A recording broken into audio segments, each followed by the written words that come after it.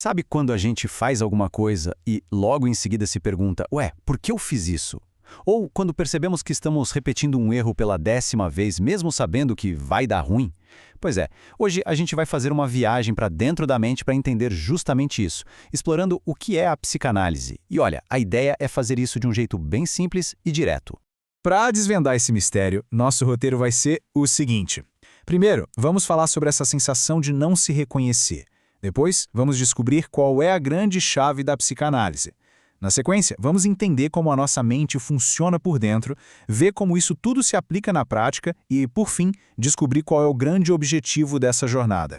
Então vamos começar com essa sensação que, com certeza, é familiar para muita gente. Aquele momento em que agimos por impulso e depois fica aquela pergunta no ar: quem era aquela pessoa agindo? Essa estranheza, essa impressão de que tem um outro dentro da gente, é exatamente o ponto de partida da psicanálise.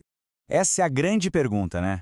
Seja em relacionamentos que sempre acabam do mesmo jeito, em hábitos que a gente não consegue largar, por que entramos nesses ciclos que, no fundo, só trazem sofrimento? A psicanálise surge para investigar isso, com uma pista. As respostas provavelmente não estão onde a gente costuma procurar. E aqui a gente chega numa ideia que é central e talvez até um pouco desconfortável, a de que a gente não tem controle total da nossa própria mente. A teoria psicanalítica diz que boa parte do que a gente faz é governada por forças que estão fora do nosso radar consciente. Aceitar isso não é desistir, mas é o primeiro passo para entender quem realmente está no comando. Ok, se a resposta não está no que a gente já conhece, onde é que ela se esconde? É isso que a gente vai ver agora, na segunda parte, com a descoberta que simplesmente revolucionou o jeito de entender a mente humana, o inconsciente. Então, o inconsciente não é um porão escuro e cheio de poeira. Pelo contrário, ele é uma parte super viva e ativa da nossa mente. Dá para pensar nele como um diretor de cinema invisível. Ele define o roteiro, escolhe os personagens e dita várias das falas da nossa vida. E a nossa consciência, muitas vezes, nem se dá conta disso.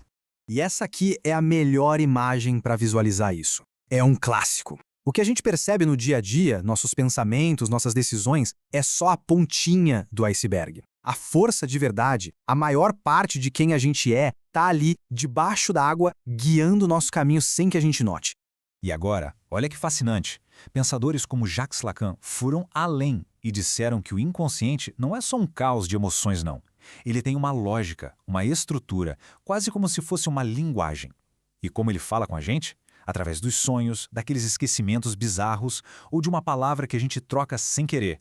Os famosos atos falhos. São mensagens do nosso mundo interior tentando vir à tona. Certo. Então, existe essa força enorme do inconsciente.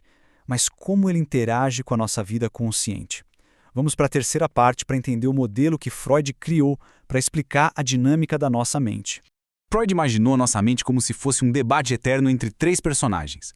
O id é aquela parte mais impulsiva, que quer tudo para ontem sem pensar nas consequências. O superego é tipo um juiz bem severo, a voz da moral, das regras sociais que a gente aprendeu.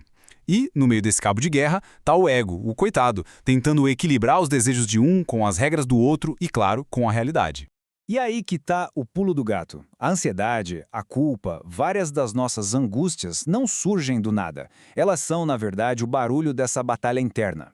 É o ego sofrendo para manter a paz entre forças tão opostas e poderosas. Tudo isso, na teoria, é bem interessante, né? Mas e na prática? Como a psicanálise pode ajudar? Vamos agora para a nossa quarta parte para desmistificar o que acontece numa sessão de análise, o famoso divã. Bom, primeiro é super importante fazer uma distinção. Se a gente pensar numa árvore, a psicoterapia em geral seria como podar os galhos para resolver um problema visível. Já a psicanálise busca cuidar das raízes. O foco não é só um alívio rápido do sintoma, mas entender a origem do problema para que a árvore inteira cresça mais forte.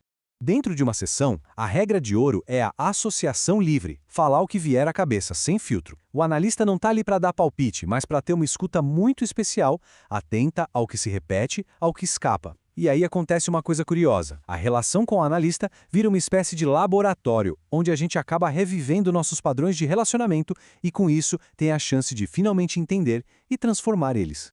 E esse ponto é fundamental.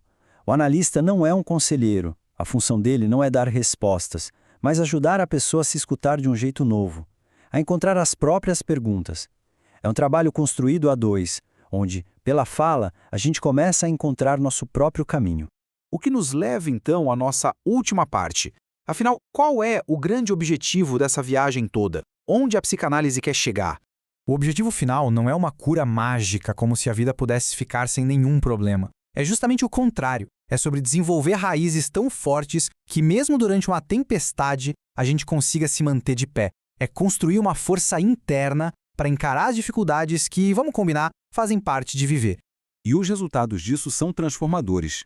É sobre entender por que agimos de certa forma, quebrar ciclos que não nos servem mais e, a partir daí, construir relações mais verdadeiras e uma vida com mais sentido. Essa citação do Freud resume perfeitamente o convite que a psicanálise faz. É um chamado à coragem de olhar para dentro, de explorar nosso próprio universo, porque é nesse conhecimento que mora a chave para uma vida mais autêntica. E a gente termina com essa reflexão. Cada um de nós carrega uma história submersa, cheia de coisas que moldam o nosso presente sem a gente perceber. A psicanálise nos mostra que escutar essa história pode ser a viagem mais importante da nossa vida. O que será que a sua está aí, esperando para revelar?